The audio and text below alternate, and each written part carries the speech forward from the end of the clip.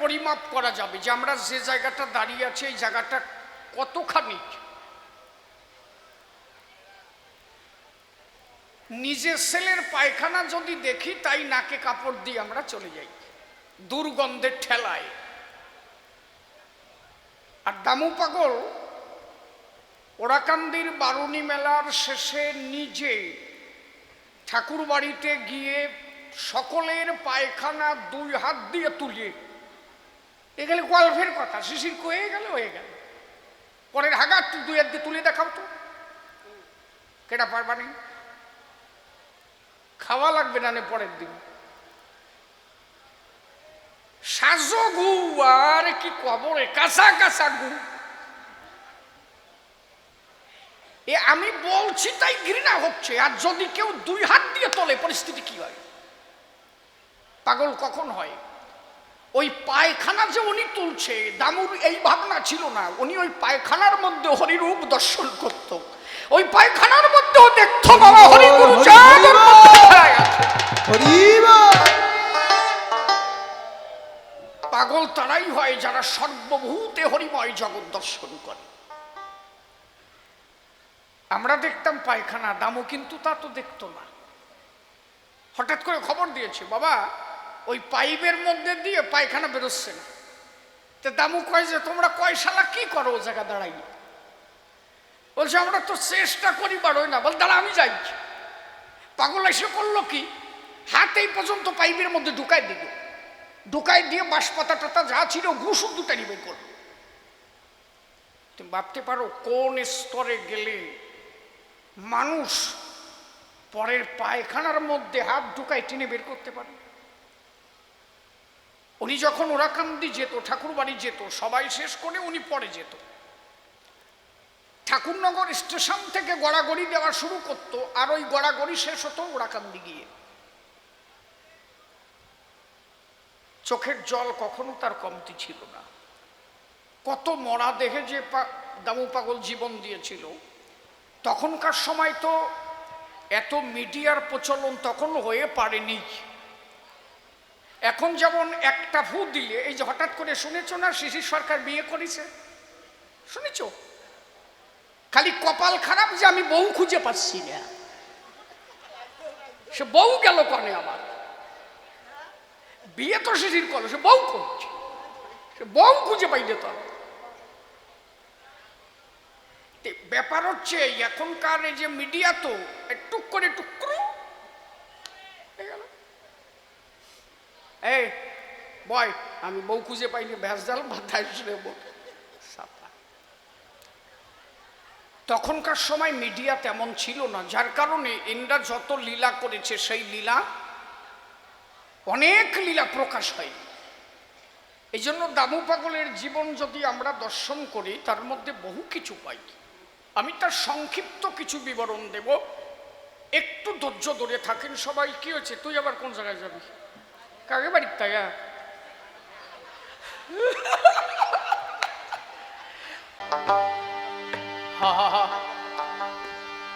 আমি আলোচনার মধ্যে যাই, একটু ধৈর্য ধরে থাকেন। আমারও তো বয়স হয়ে যাচ্ছে, এখন আর বাজে কথা আমি বলাই ছেড়ে দিছি। তারপরেও আমি ছাড়লে কি হয়? ওই যে হুমো তো আমার সারে না, দেখো না কয় শয়তানে এক দলে জোর বাইতে যাতে শিশিরের বায়না মারা যায়। আরম্ভ করেছে কি? শিশিরের যাতে বায়না মারা যায়, ওতে কিছু হবে না। আরে হরিগুরু চাঁদ যদি আমার বায়না দেয়, তোরা আমার কি করিস? কত দেখছি সামনের সিজনে যা গাবো তার 100-র মধ্যে 70% কমপ্লিট হয়ে গেছে। আমি যত গান গাই তার মধ্যে প্রায় 70 ভাগ ক্লিয়ার, আর কয়েকটা ডেট ফাঁকা আছে নেওয়ার মতো। এই জন্য যতই পিছনে টানো, তুমি টানিয়ে করবা কি? সে যদি সামনে দেয়, পিছনে টেনে কিছু করার কারো পরিস্থিতি নাই। হরি বল, ধরো স্কেল ধরো।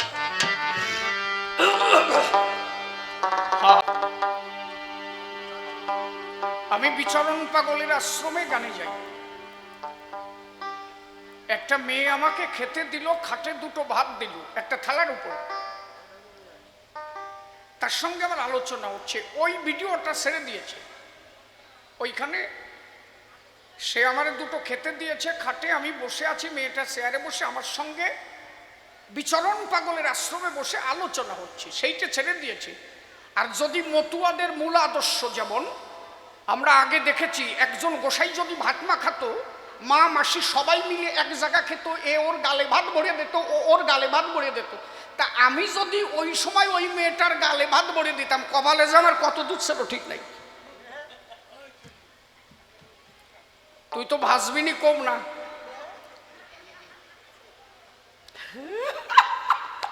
কথা বুঝিস বাবা, হরি বল। একদল চক্রান্তকারী চক্রান্ত করছে, তাতে কিছু হবে না, ভার তো হরি গুরু চাঁদের উপরে, যা করে তারা করবে। ধর স্কেল ধর,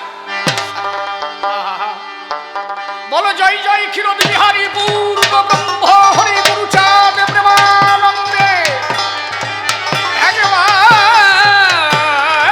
হরি হরি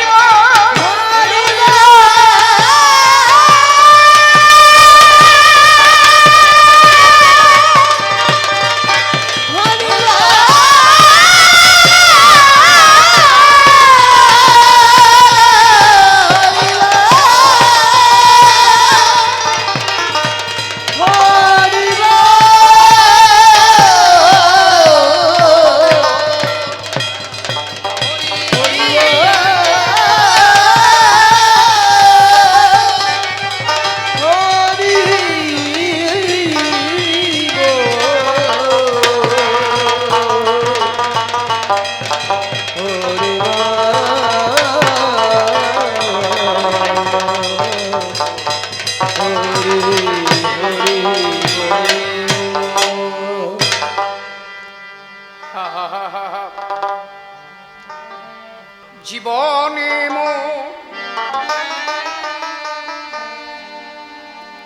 জীবনে মোর যত আসুক প্রকৃতি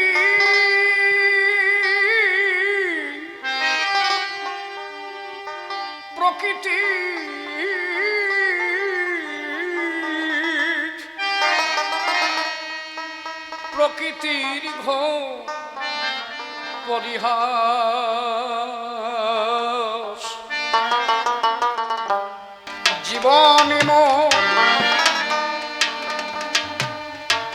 জীবনে মোর যত আসুক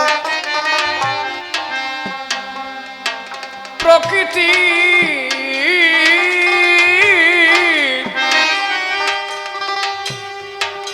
প্রকৃতি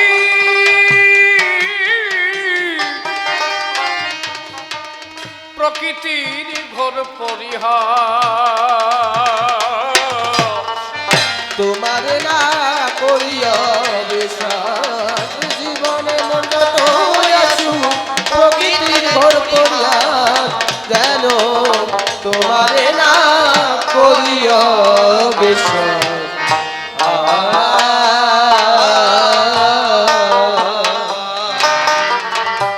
দুর্নিবার কালের পেছনে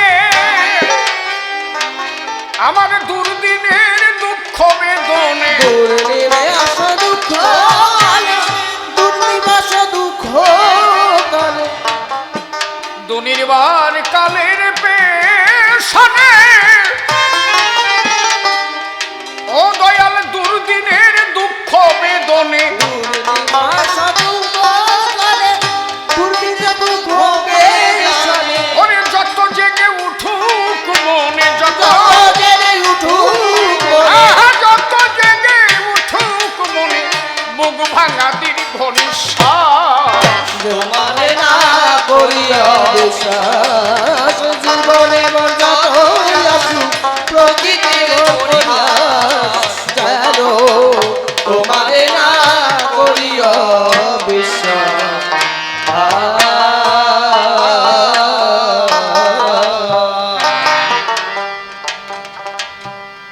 ভাবুক কবি, প্রেমিক কবি, পাগল বিজয় সরকার,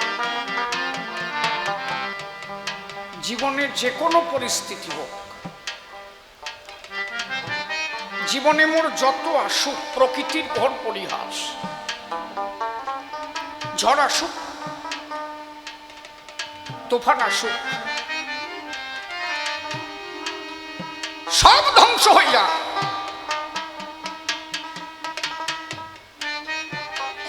জীবনের সবকিছু নষ্ট হইয়া, তাতে দুঃখ নেই। আমি কোনো অবস্থাতে যেন তোমারে ভুলে না যাই। আমার যেন সবসময় মনে থাকে প্রভু তুমি আছো। অনেক সময় আমরা দেখি না, সামান্য একটা ঘটনা ঘটে গেল, দেখা গেল এই বছর পাট ভালো হয়নি, কি 2 বিঘা জমিতে ধান লাগিয়েছি, ধানগুলো জলে তলিয়ে গেল। আমরা কেমন, ভগবান তোর ডাকাডাকি নাই, 2 বিঘা জমিতে ধান ছিল এর শেষ করে দিলি। মেয়েটারে বিয়ে দিলাম, ভালো ঘরে যাবে, একটা ছেলে মেয়ে হবে, তাও হয় না। আমার প্রতি তোর এত বিচার, তোর হরিসভা আমি আর জীবনে দেব না। বিজয়বাবু বললেন, না না, এইরকম ভাবনা রেখো না, ভাবনাটা যেন তোমার এইরকম থাকে, কাশি বাদ দিয়ে ঠিক কর, ভাবনাটা যেন আমার এমন থাকে, জীবনে মোর যত আসুক প্রকৃতির ঘোর পরিহাস, যেন তোমার না করি অবিশ্বাস। আমি যেন কোনো মুহূর্তে তোমাকে অবিশ্বাস না করি। আমার যেন এইটুক বিশ্বাস থাকে, ঝড় হোক, তুফান হোক, যা হোক, ভূমিকম্প হয়ে জগৎ লয় হয়ে যাক, তবুও যেন বিশ্বাস থাকে তুমি জগতে আছো দয়াল, তুমি জগতে আছো।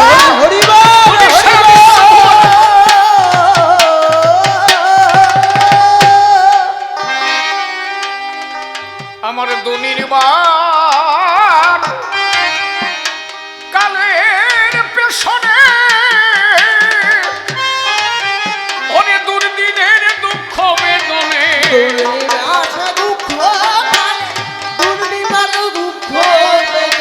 যত জেগে উঠুক মনে, আরে যত জেগে উঠুক মনে, মুখ ভাঙা দীর্ঘ নিঃশ্বাস, তোমারে না করি অবিশ্বাস, জীবনে মোর যত প্রকৃতি পরিহাস, যেন তোমারে না করি অবিশ্বাস।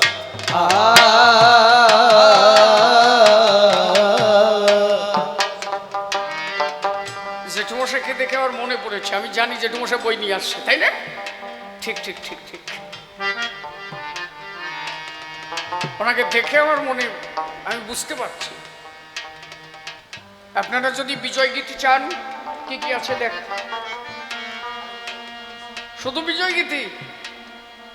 আচ্ছা আচ্ছা আচ্ছা, সেই অনাদি বাবু, রসিক বাবু এখানে আনেননি? উনি যে কত একজন পুরাতন মানুষ, বিজয়বাবুর একনিষ্ঠ ভক্ত, আজও পর্যন্ত যেখানে কবি গান হন শুনলে বিজয়বাবুর ওই বই নিয়ে যান। পয়সার লোভ না, আমার গুরুদেবের গানগুলো যত মানুষের তো প্রচার হয়, আমার গুরুদেবের কথা যেন মানুষে কয়। এই যে বসে আছে দেবদুলাল বাবু, দেখছেন ওই যে ক্যামেরা করছে, এই কবি গানের সমস্ত টাকার ব্যয়ভার কিন্তু উনি নেন।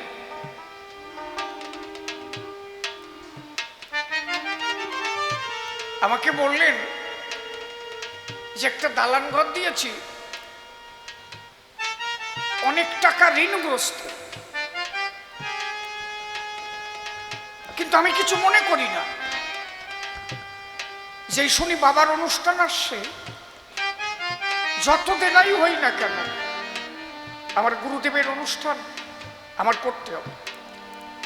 এই যে গুরুকে ভালোবাসা, সব লয় হয়ে যাক তাতে দুঃখ নাই, তবু আমার গুরুদেবের অনুষ্ঠানে আমি যাব, আমার সাধ্য মতো আমি সেখানে দান করব।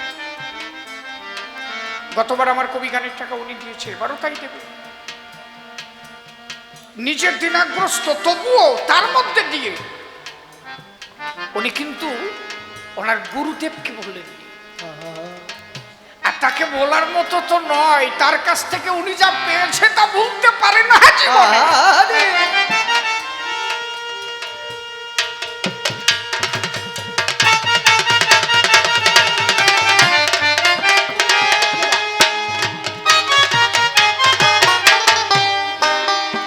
ওনার একটা মেয়ে আছে এখানে, দেবশ্রী। ওই রে, ওই এই যে দেবশ্রী, একটু দাঁড়াও, তুমি একটু দাঁড়াও। এই মেয়েটা কেন উনি করে, এত কিছু কেন করে, এটা ভাববার বিষয় না যে এত দিনাগ্রস্ত অবস্থাতে উনি এটা কেন করে, গুরুদেবকে কেন উনি কোনোভাবে ছাড়তে পারেন না। আর যিনি প্রকৃত ভক্ত তিনি গুরুকে বিমুখ করতে পারেন কি? পারেন না। ওই মেয়েটা কারেন্টে ধরেছে, তা কারেন্টে ধরেই রেখেছিল 12-13 ঘন্টা পর্যন্ত। 12-13 ঘন্টা কারেন্টে ধরে রাখলে কিছু থাকে না? অল বডি, উনি বলছেন যে টোটাল আমার মেয়ের বডি পুরো কালো হয়ে গেল, চুলের মতো। সবাই জানি মারা গেছে। কোনোভাবে তার থেকে ছাড়াইয়ে ডাক্তার কাছে নেওয়া হলো, ডাক্তার ট্রিটমেন্ট করলো, বললো যে বাঁচবে।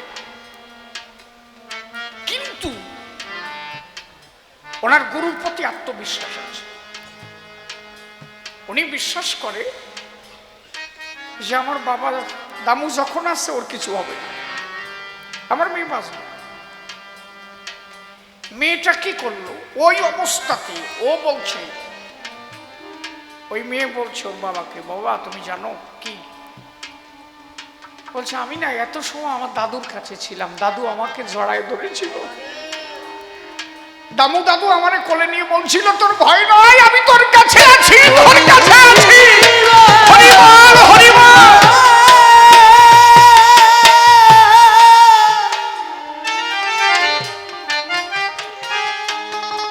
তাহলে আমাদের ভাবনাটা কি? এইসব ঘটার পরে সে আর কিছু দেখতে পারে? জীবনে সব শেষ হয়ে গেল, তারে আর বলা যায় না। এখন ওই মেয়ে ভালো স্টাডি করছে, ভালো পড়াশোনা করছে, একটাই মেয়ে ওনার। বলছে ওর জীবনটা আমার পাগলের দান, সেদিন যদি আমার পাগল না থাকতো তাহলে আমি আমার মেয়েটারে পাই। আজকে সে কথা মনে রেখে প্রতি বছর অনুষ্ঠানে আসে, শুধু প্রতি বছর না, প্রায় আসে পাগলের এখানে কাটলে। আজকে বিচরণ পাগল যে পায়খানা ওরাকান্দি পরিষ্কার করত, সেই বিচরণের ধারা ধরে পরবর্তীতে দামু পাগল চলে গেল। এখন তার পরবর্তী জেনারেশন যারা, তার ভক্তরা সবাই মিলে তাই করে। তাহলে যারা ওরাকান্দি খাটনি খাটে সেই বাড়িতে আসলে আমার মনে হয় ওরাকান্দি আসা হয়, সেইখানে আমার হরিগুরু সাহেবের হরিবল।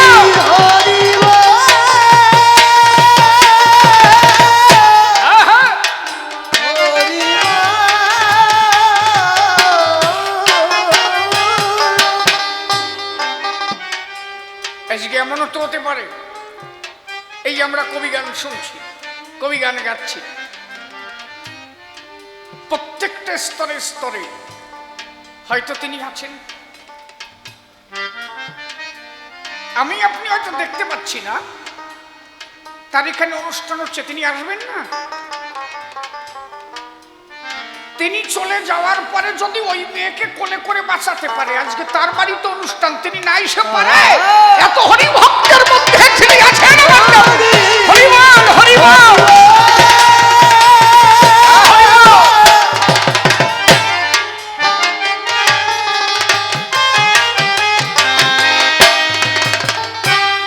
আমি কিছু বাস্তব শোনাই। রবি গোসাই কোথায় গেল? সেই বেহালা পর্ণসোনা নাকি পর্ণশ্রী কলোনি। রবি কই আছে না চলে গেছে? ও রবি, হ্যাঁ দেখো, একদম বাস্তব ঘটনা দেখাই চোখে আঙুল দিয়া। এরপরেও যদি বিশ্বাস না হয় আর কি করবা? ওই যে রবি, আরে ওকে একটু দাঁড়ে বসাতে তো পারিস। ওরা যারা প্রত্যক্ষদর্শী, কি কথা কইও, হ্যাঁ, যা ও আসতে থাক, শুনতে থাক। পাগল ঠাকুর বাড়িতে কাজ করছে, বেহালা পণ্যশ্রী উনি থাকেন। ওনার একটা ওই বিড়ি সিগারেট পান টানের একটা ছোট্ট দোকান আছে। ওনার ভাই এসে দোকানটা খুলল। ঘটনাটা শোনো। ও যারা দেখছে তারা বাইসিয়ে রয়েছে, ও এখনো বাইসিয়ে রয়েছে। ভাই এসে দোকান খুললো, কিন্তু ওই দোকানে ওই মুহূর্তে একটা হনুমান এসে ওনার ওই দোকানের যে ক্যাশ বাক্স ওর উপরে বসে গেল। উনি সেই দিন দোকানে আসেন নাই, এসেছে ওনার বাইক। আসতে এখন ভাই দোকান চালাচ্ছে, এর মধ্যে দেখে যে একটা বিরাট হনুমান এসে দোকানের মধ্যে ওই ক্যাশ বাক্সের উপরে বসে আছে। হনুমানের দোকানদারি করছে। উনি কিছু সময় পরে যখন দোকানে এলো, দেখে যে হনুমানের দোকানদারি করছে ওনার দোকানে। আর ওখানে ঠাকুরের ছবি টবি সব আছে। এদিকের ঘটনা কি, রবি কিন্তু ঠাকুরনগর আসে নাই। দামু পাগল আমাদের যে বড় মার কাছে বলতেছে, ঠাকুরনগর বসে বলছে যে রবি এখনো আসে না, পয়সা তো অনেক হয়ে গেল, এখনো কেন রবি আসে না? বোঝা যাচ্ছে আমার কথা? বোঝা যাচ্ছে কি? দামু পাগল বসে আছে ঠাকুরনগর, আর ওইদিকে উনি আর এক মূর্তি ধরিয়ে দোকান চালাচ্ছেন। একজন অধিকতর হতে পারেন তার সাধনার দ্বারায়। আমার যদি সাধন শক্তি থাকে, আস্তে আমি শিশির যেমন এখানে গান গাইছি, আমি যদি শক্তিধর হতে পারি, দেখা গেল আর একজন শিশির বেতাই বাজার দিয়ে ঘুরে বেড়াচ্ছে, একটা সূক্ষ্ম দেহ ধরে এটা করতে পারে যদি তার সাধন থাকে। আপনাদের জানা থাকবে লোকনাথ ব্রহ্মচারী, নরা নামে লোকনাথের একজন ভক্ত ছিল। মনে পড়ে গেল, একটু বলি নাকি? তারপরে আবার যাবানি, আজকে তো রাত মরে গান হবে। আমি কি তাড়াতাড়ি বাড়ি যাবো নাকি? বেশি সময় গাতিও পারবো না। একটু ঘটনাটা বলি, তারপর ওইখানে যাই। নরা নামে লোকনাথের একজন ভক্ত ছিল। ছোট্টবেলায় এসে লোকনাথের কাছে দেখা দিল, ডেকে বলল এসে তখন, লোকনাথের ঠাই, শোনো বাবা তোমার কাছে দীক্ষা নিতে চাই। লোকনাথ বলে তখন, তুমি ছোট্ট ছেলে, দীক্ষা মন্ত্র ধরে রাখতে পারবে কি তোমার দিলে? মেটো পাত্রে সিংহের দুগুধ প্রভু রাহি রয়, তোমায় দীক্ষা দেওয়া আমার প্রভু সম্ভব নয়। হরিবল হরিবল হরিবল।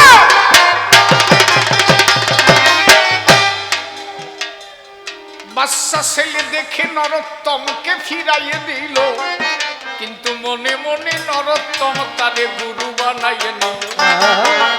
মনে মনে ভাবে তখন, আমি গুরু মানি, উনি মানুক না মানুক আমি গুরু বলে জানি। তাহলে গুরু যদি হয় আমার, গুরু সেবা দিতে হবে। কি করিয়া গুরু আজ হইতে আমার কাছে সেবা পাবে?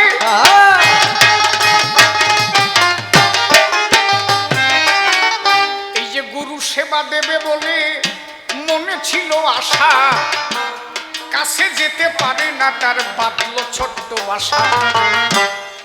মনে মনে ভাবে তখন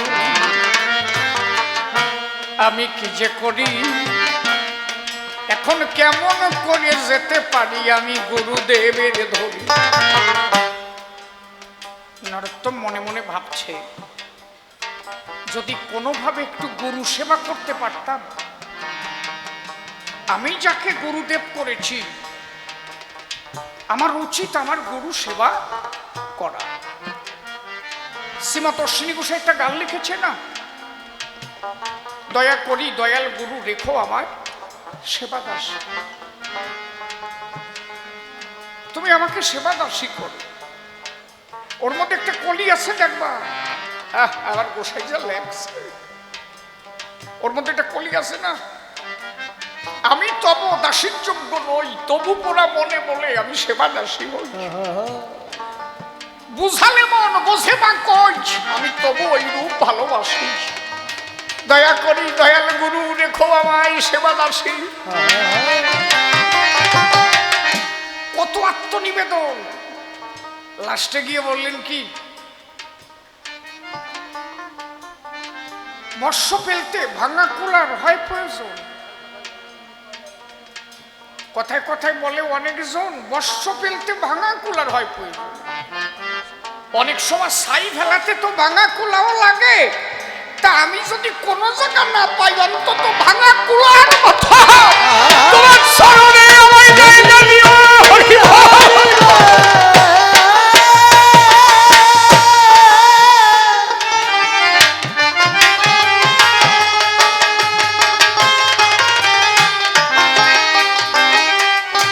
এইটা হচ্ছে গুরু সেবা। নরা মনে মনে ভাবলেন, আমি কেমনে গুরু সেবা দেব? আরে কেমন করে বলো আমি আমার গুরুদেবের কাছে যাব? মনে মনে চিন্তা করে বুদ্ধি এঁটে নিল। নরোত্তমের সত্য কথা মনে পড়ে গেল। বাবা প্রতিদিন পায়খানা করতে বাগানের মধ্যে যায়, তাহলে পায়খানা করে বাবা আনন্দ না পায়? বাবা তো প্রতিদিন পায়খানা করতে বাগানে যায়, একই জায়গা পায়খানা করে, কত নোংরা পড়ে থাকে। তাহলে আমি যদি ওই পায়খানা পরিষ্কার করে দিতে পারি, পায়খানা পরিষ্কার করে গুরু সেবায় লাগতে পারি। প্রতিদিন গিয়ে নরা দাঁড়াইয়ে রয়। লোকনাথ বাবা পায়খানা করে যখন বাড়ি চলে যায়, পায়খানা পরিষ্কার করে জায়গাটা পরিষ্কার রাখে। লোকনাথ বাবা অন্তর দিয়ে দেখলো, তখন ভেবে আমি যেখানে পায়খানা করি প্রতিদিন, এর আগে তো জায়গাটা অনেক নোংরা থাকতো, আজ কিছুদিন ধরে দেখি সেখানে মলমূত্র কিছুই পড়ে থাকে। আমার মনে হয় এখানে কোনো একজন আসে, জ্ঞানী মানুষ তো, সাধক মানুষ। উনি একটা শিষ্য ছেলেকে বললেন কি, এ খোকা কি, আমি যখন পায়খানা করে চলে আসি, তোরা কয়জন মিলে একটু গাছের আড়ালে থেকে দেখিস তো, আমার পায়খানা করার পরে কেউ যায় নাকি আমার পায়খানার ধারে। মনে মনে চিন্তা করে খবর দিয়ে দিল। ধীরে ধীরে তখন দেখো বাড়ি চলে কয়জন মিলে তারা জোর বাঁধিয়া রয়, গাছের আড়ালে দাঁড়াইয়া আরে আরে চায়। এমন সময় দেখতে পারে ওই বাচ্চা ছেলে নরা এসে দেখে পায়খানা তার দুটি হাতে ধরা। পায়খানা ধরিয়ে ফেলে দিচ্ছে আর চোখের জলে ভাসে। কবে তোমার চরণ খাবো আমি, হে সৌরভে।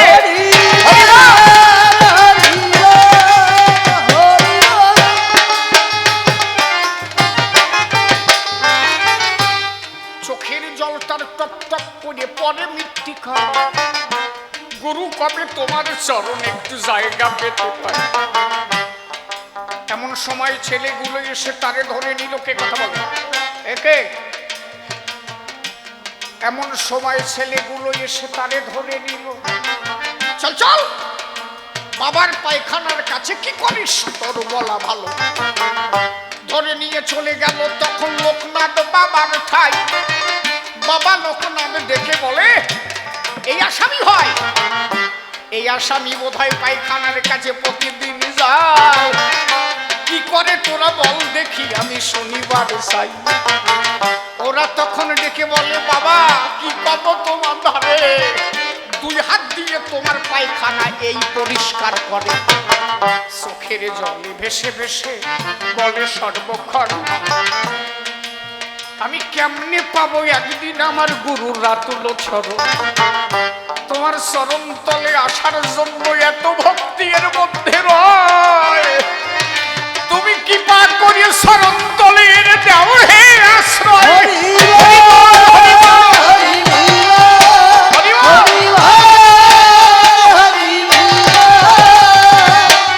কি ঘটনা ঘটলো দেখো বলি সমাস্থান। লোকনাথ বলে এই ছেলেই রাখবে আমার মান। এত লোক তোরা আসিস আমার ধারে, একদিনও তো এত ভক্তি কাউকে দেখি নাই সংসারে। এইটুকু বাচ্চা ছেলের মধ্যে এত ভক্তি রয়, ও নিজ হাতে আমার পায়খানা পরিষ্কার করে দেয়।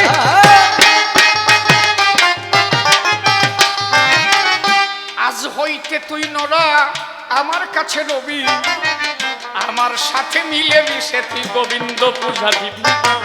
এই যে গুরু আর শিষ্যের যখন একান্ত আপন হয়, গুরু তখন শিষ্যকে আরো কাছে টেনে লয়। দূরে দূরে থাকবি কেন আমার কাছে রবি, আমার সাথে মিলে মিশে গোবিন্দ সেবা দিবি।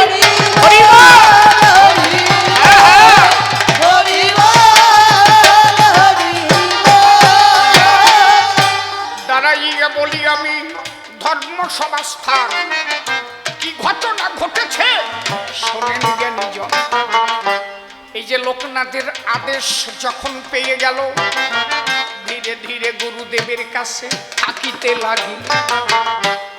কিছুদিন পরে বিহার থেকে কোনো একজন ভক্ত আসে লোকনাথ বাবার ধারে, ডাক দিয়ে কহিছে এসে লোকনাথ বাবার বছরে। বাবা বাবা বাবা বলে যখন করে সে চিৎকার, তারে বসায় আছে দেখো নরোত্তম আমার।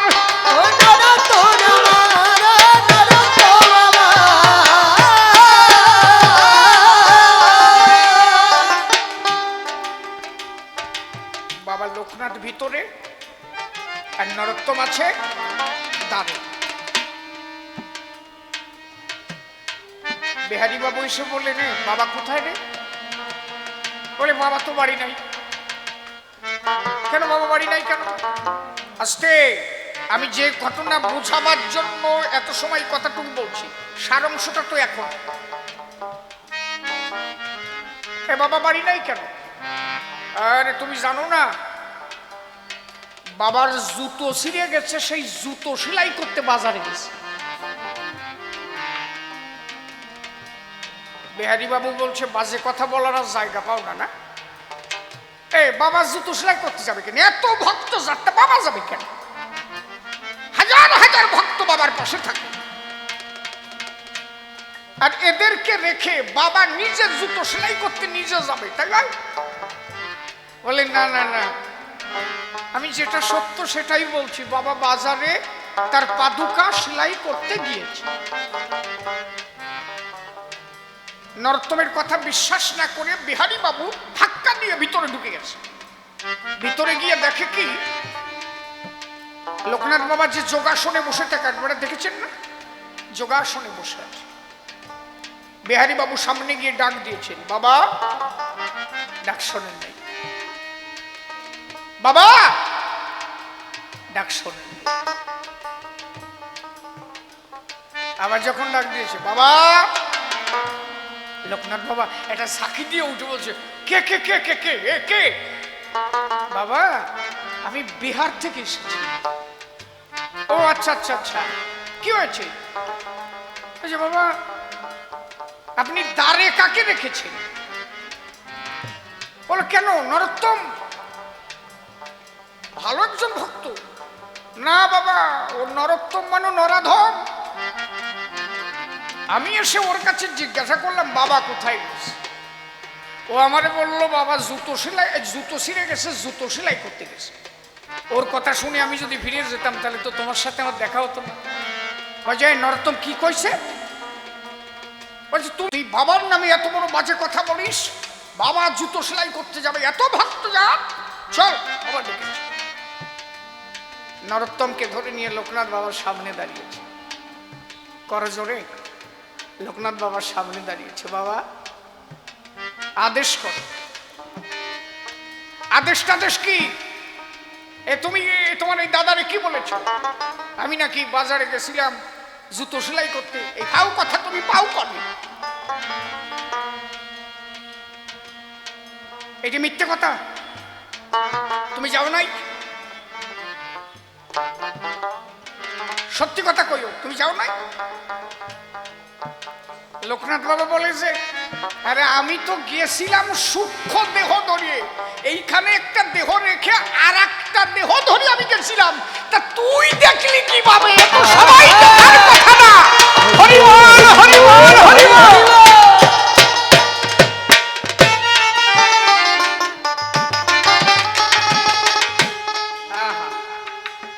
ভক্ত যখন,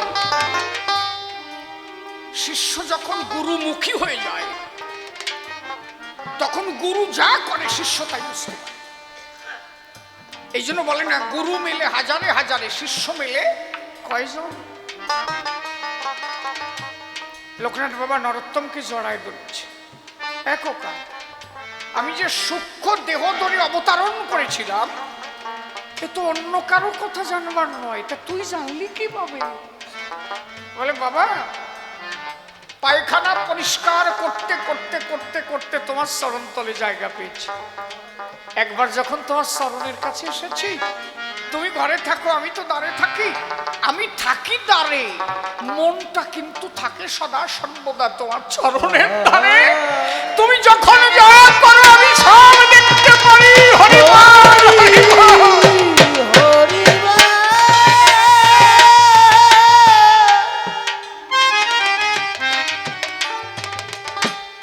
এই যে একের থেকে অধিক হতে পারতেন, তার আরো সুপ্রিম পাওয়া। লোকনাথ বাবা একটা ফুলের মালা গেথে গোবিন্দের গলায় দিচ্ছে, শ্রীকৃষ্ণের বলে দিচ্ছে। আরোপের ঘরটা বোঝেন তো, জানকী দেবী আরোপের ঘরে ঠাকুরকে সাজিয়েছিলেন।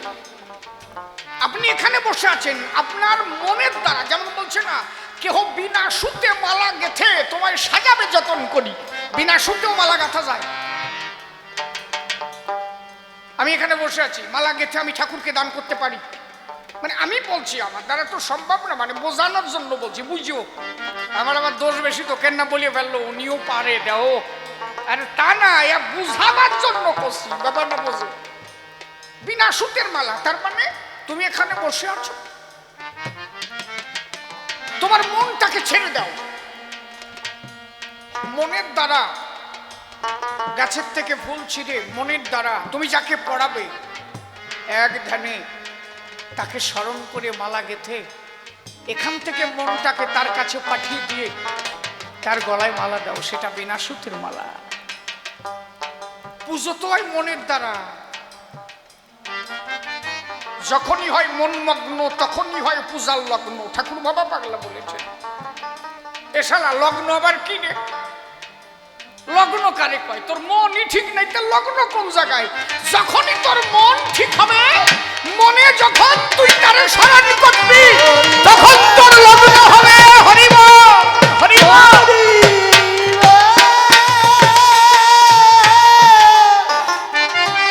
আগে মন মগ্ন হওয়া চাই। লোকনাথ বাবা তার আরোপের ঘরে গোবিন্দের গলে মালা দিচ্ছে। নরোত্তম পাশে বসে বলছে বাবা মালা উঁচু করে দাও। আরোপের ঘরে মালা দিচ্ছে, কেউ দেখবে না। সূক্ষ্ম দেহ ধরে গোবিন্দের সঙ্গে লোকনাথ বাবার মধুর মিলন হচ্ছে।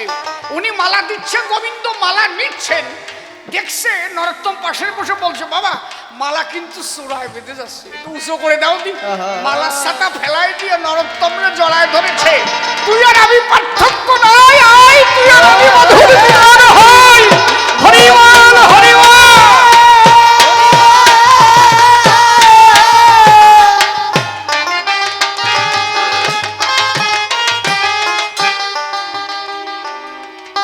এই অসীম ক্ষমতার অধিকারী ছিলেন দামু পাগল। যে কোনো মুহূর্তে উনি যদি চাইতেন যা কিছু করতে পারতেন। কিন্তু যারা সাধু হয় তারা প্রকাশ করে না, তো গোপনে চলে গেল, কেউ বুঝতে পারল। হ্যাঁ হ্যাঁ, আমি তো আশ্চর্য মেনে যাই। বেতাই এসে একজনকে বললাম দামু পাগলের বাড়ি কোনে, কাজে চিনি না। ভাবতে পারো এইও অতি পারে যে কি মানুষ কোন জায়গায়। ওরাকান্দির লীলা সম্বন্ধে জানতে গেলে, ঠাকুরনগরের লীলা সম্বন্ধে জানতে গেলে যদি মতুয়া হও, আর নমস্যা ললিত মতুয়া হওয়াই দরকার। কথা কি খারাপ কইছি আমি? নমস্যাল যদি হয় তো সেইটা তো মতু হবে, আর কোনটা ওকা নাও, সে পরের কথা। এই জায়গার নমবাদ দিলি লোক আছে নাকি? এই জায়গা বসে যদি বলি যে দামু পাগলের বাড়ি কোনে, কাজে সিঁড়ি না। ঠাকুরনগরের পটভূমি আলোচনা করলে দামু পাগলের নাম বেরিয়ে আসে। গুরুচাঁদ ঠাকুরকে পর্যালোচনা করলে বিচরণ পাগল আসে। কারণ গুরুচাঁদ ঠাকুর যত লীলা করেছেন তার পারিষদ ছিলেন বিচরণ পাগল। গুরুচাঁদ ঠাকুর বললেন কি, বিচরণ বই লেখ, এটা গ্রন্থ লেখবি।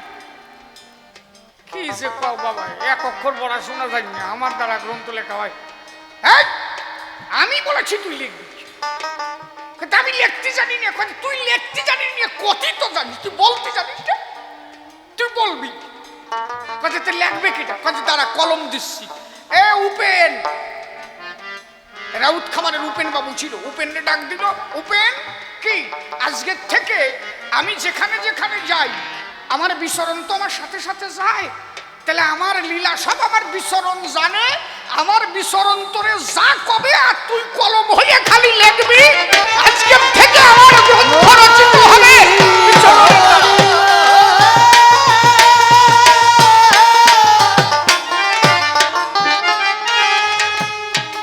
সেই বিচরণের হাতে তা। ওর বাবা, এই যে ঢাকা রমনা মন্দির হচ্ছে জানো? কেডা কেডা শুনছো? আত্মলদি ঢাকা রমনা মন্দির, ঢাকা রমনা শ্রী শ্রী হরি মন্দির হয়েছে, জানা আছে কি? এই কয়দিন হলো ওর প্রথম ওইখানে খুঁটি গাড়ে কেনা জানো? ওইখানে যে মন্দির হবে, গুরুচাঁদ ঠাকুর আর বিচরণ পাগল একদিন ওইখান দিয়ে নদী দিয়ে যায়। শুনি না, জানিয়ে রাখো, ওই নদী দিয়ে যখন যায় ঢাকায়, তা গুরুচাঁদ ঠাকুর বিচরণ গুরুচাঁদ ঠাকুরে বলছে, বাবা আমার বাবার মন্দির যদি একটা এই জায়গা হতো। ঢাকা রমনা যাই কয়দিন আগে হয়েছে।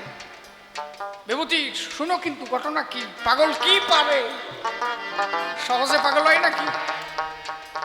কয় যে আমার বাবার একটা মন্দির যদি জায়গা হতো। গুরুচাঁদ ঠাকুর বলছে, কোন জায়গা করলি ভালো হয়? একটা কাজ করো, তুমি নৌকার থেকে নেমে যাই সেই জায়গাটা বট গাছ লাগাই ধুয়ে যাও। আমার বিচরণ যদি চাই একদিন মন্দির হবে। একটা বটবৃক্ষের চারা, আজ যে রমনা মন্দির আছে ওই মন্দিরের পিছনে ওই বট চারা লাগাই গেছে। ওইখানে বিচরণ পাগল ওই চারাটা রেখেছিল। গুরুচাঁদ ঠাকুর বললেন কি, বিচরণ লীলা তো আমার সাঙ্গ করতে হবে, আমার চলে যেতে হবে, আমার পরে তো তোরও যেতে হবে। মনে রাখিস তোর ওই বট গাছের গোড়ায় একদিন আমার বাবার মন্দির হবে,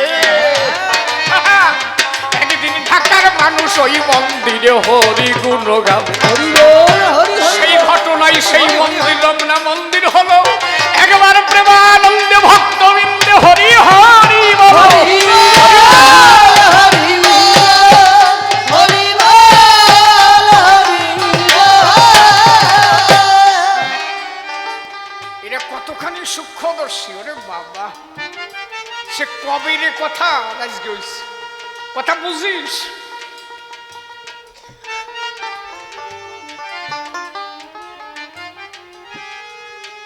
এই জন্য যারা সেই জগতে বিচরণ করে তারা কাউরে বুঝতে দেয় না তো কত ক্ষমতার সামনে। আর আমরা ওই যে টুয়ের পারি না, তার আগেই কেউ না, আমি আর কব না, বলতে বলতে আমি শেষ হয়ে গেছি, থাক, দরকার নেই। হুরকর রমণী কর্তার নাম শোনা আছে? নাম শোনা আছে না? রমণী কর্তারে দিয়ে একদিন গুরুচাঁদ ঠাকুর বিচরণ পাগল প্রমাণ দিয়েছিল। গোপাল সাধু মশার বাড়িতে গুরুচাঁদ ঠাকুর গেল, তা গুরুচাঁদ ঠাকুর গেল এবং হুরকো রমণী কর্তা তার ভক্তদের নিয়ে দেখা করতে গেল। নদীর এপার আর ওপার, এপারে গোপাল সাধু, ওপারে হুরকো রমণী কর্তা, দুইজনেই কিন্তু দক্ষিণ দেশ মতুয়া করেছে। উনি যখন নৌকা নিয়ে হুরকো রমণী কর্তা আসছে, নিশানে নিশানে ওনার ভক্তরা রমণী গোসার নাম লেখছে। শুনে রাখো, নিশানে লেখছে কার নাম? রমণী গোসার নাম, রমণী কর্তার নাম। বিচরণ পাগলের নৌকা গুরুচাঁদ ঠাকুরের নিয়ে কেবল ঢুকেছে, এর মধ্যে রমণী গোসারও নৌকা ঢুকেছে। এখন বিচরণ দেখে কি নিশানে রমণীর নাম, আর ওর ভক্তরা রমণীর জয়ধ্বনি দিচ্ছে। বিচরণ পাগল অলি যাওয়ায় সব নিশান কাড়িয়ে নিয়ে, শালারা যার জন্য যা তারে চিনলে না, এই নিশান দেশে কেডা? বিচরণ কর্তা রমণী গোসাইকে বললেন, শোনো গোসাই, এই নিশান পাইছো কোন জায়গায়? তোমার গুরুদেব তারক গোসার নিশান। এই নিশান হরিগুরুচাঁদের জয়ের নিশান, মতুয়াদের জয়ের নিশান। এই নিশানে যদি কারো নাম লেখা থাকে, সে আমার হরিচাঁদের নাম থাকবে, আমার গুরুচাঁদের নাম থাকবে হরিবল।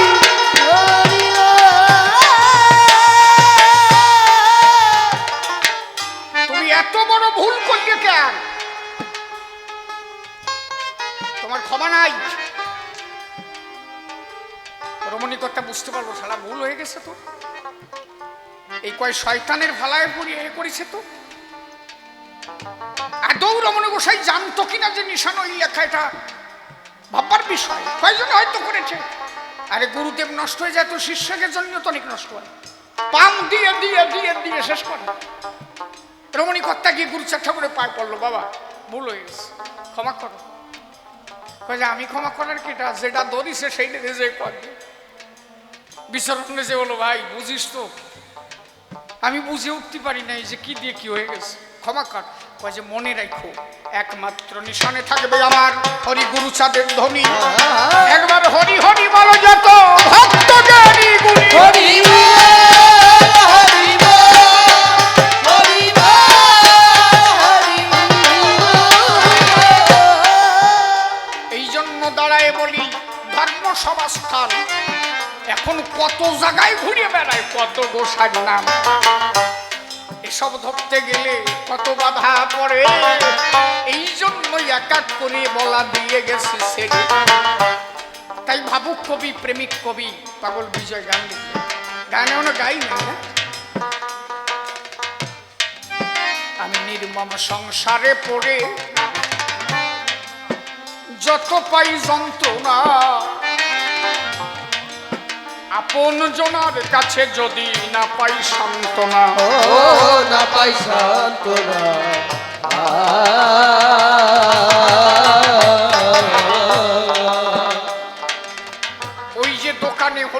যে দোকানদারি করেছি,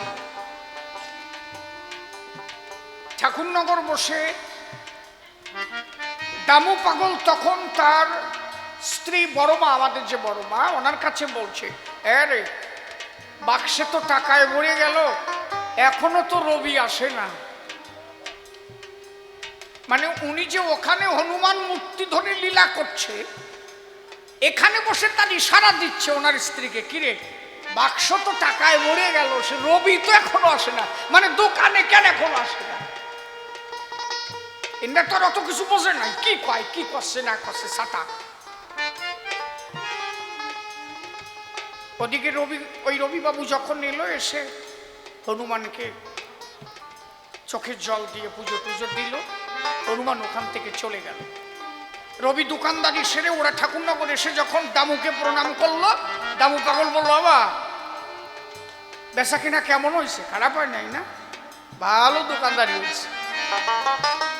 মানে খবরটা তো এক জায়গা, এই মানুষই তো সেই মানুষ। তাহলে এরা কত শক্তির অধিকারী যে ঠাকুরনগরে বসে আছে, আর এক দামু হনুমান হয়ে বেহালায় লীলা করছে। এই জন্য বলছে, অনন্য যুগে যত অবতার গণ, এই যুগে ভক্ত তাহা হতে বলবান। হরিলীলায় আরে হরিগুরু চাত্য, সে তো বিশাল ব্যাপার, তার ভক্তরা যা করেছে, অনন্য যুগে কোন অবতার পর্যন্ত তা করতে পারে নাই। আমার গোলবে তার অত মহানন্দ যা করে দেখায়।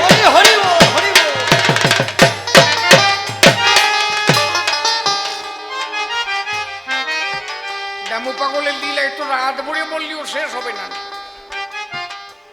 আর প্রশ্ন তো হইছে হইয়া নাকি নাকি গানটুকু একটু গাই।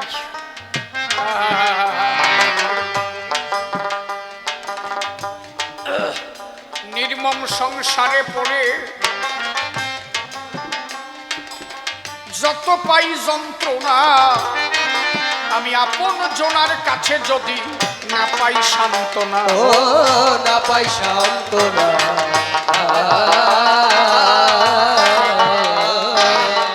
বঞ্চনা সে করে যত, আমি ততই হই আশাহত। বঞ্চনা সে করে তত হই আশাহত। বঞ্চনা সে করে যত, ও দয়াল আমি যতই হই আশাহত। বঞ্চনা সে করে তত হই আশাহত। তোমার পথে থাকলে না তো, তোমার পদে থাকলে জানি তোমার পদে থাকলে না তো, সব বাধা হতো বিনাশ। তোমারে না করিয়া বিশ্বাস, জীবনে উন্নত হইয়াছি প্রকৃতির ভোর পরিবার, যেন তোমারে না করিয়া বিশ্বাস।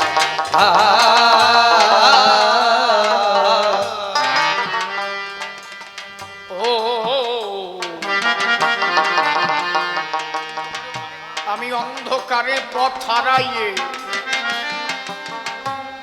অন্ধকারে অন্ধকারে পথ হারাইয়ে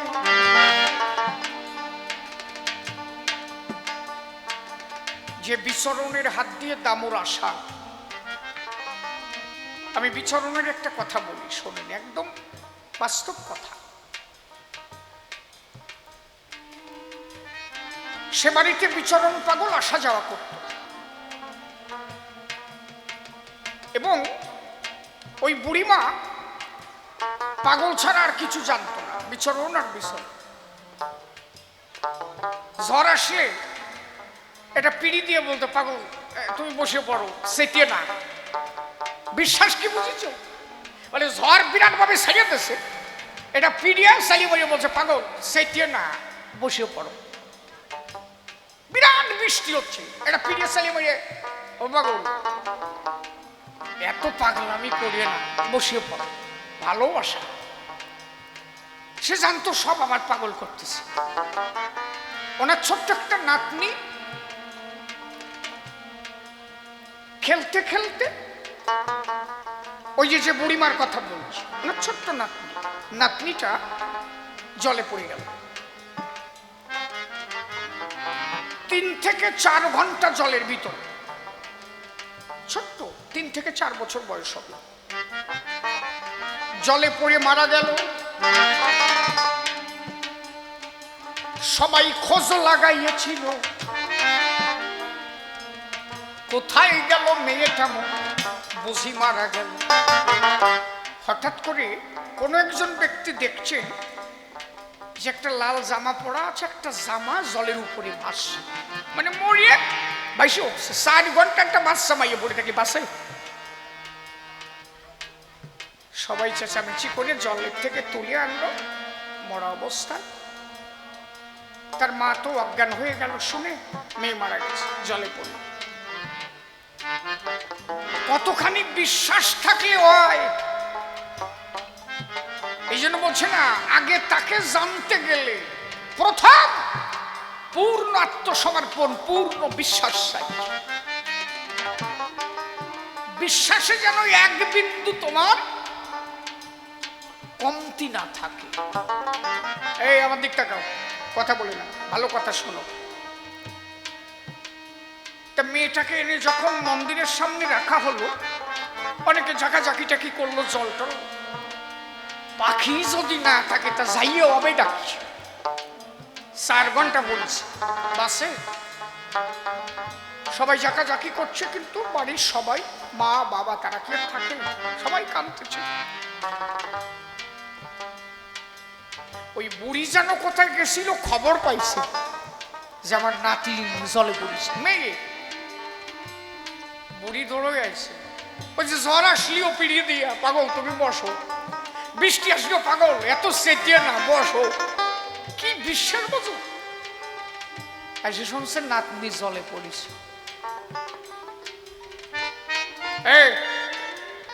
না মরে নাই, মরে নাই, আরে পাগল আছে না। এই যে বিশ্বাস, সবাই দেখছে মরে গেছে, নিয়ে যাবে, ওরে হয় কবর দেবে, নইলে কাষ্ঠ দিয়ে জ্বালানো হবে, প্রস্তুতি পর্ব শুরু হয়ে গেছে। আর ওই বুড়ি বলছে আরে না, মরে নাই, আবার পাগল আছে না। কি বিশ্বাস বোঝো। সবাই কইছে বুড়ি পাগল হয়ে গেছে, নাতনির মরা শোক। ওই মন্দিরের সামনে মেয়েটাকে রেখে, খালি শোনো, সেই বুড়ি এই কয়েকদিন আগে উঠে গেছে, বেশি দিন হয় নাই। বাস্তব কথা শোনো।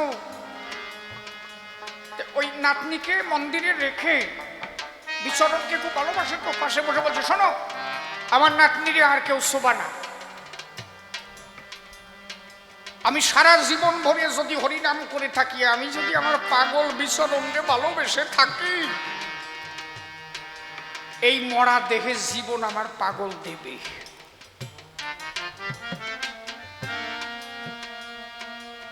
বাড়ির ফোন দিয়ে সবাই বলছে বুড়ি তো পাগল হয়ে গেছে, যে যার তা করো।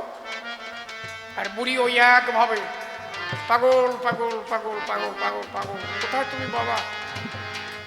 সারা জীবনে তোমার কাছে কিছু চাই নাই, আজকে প্রমাণ দিতে হবে তুমি জগতে আসো কি। 3-4 ঘন্টা বসে রয়েছে, আর ওই হাত থাপড়াচ্ছে, পাগল পাগল বলে কাঁদতেছে। সে তো একমাত্র প্রেমের বাদ্য ভবারাধ্য প্রেম ছাড়া আর কিছু জানে না। 3-4 ঘন্টা পরে ওই সত্য মেয়ে হরিবল হরিবল হরিবল।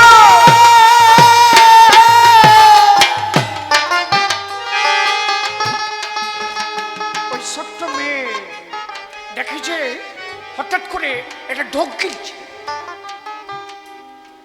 সঙ্গে সঙ্গে সব লোক নিয়ে ওরে হাসপাতালে ভর্তি করল। ডাক্তারে বলল ওরে সারা যাবে না।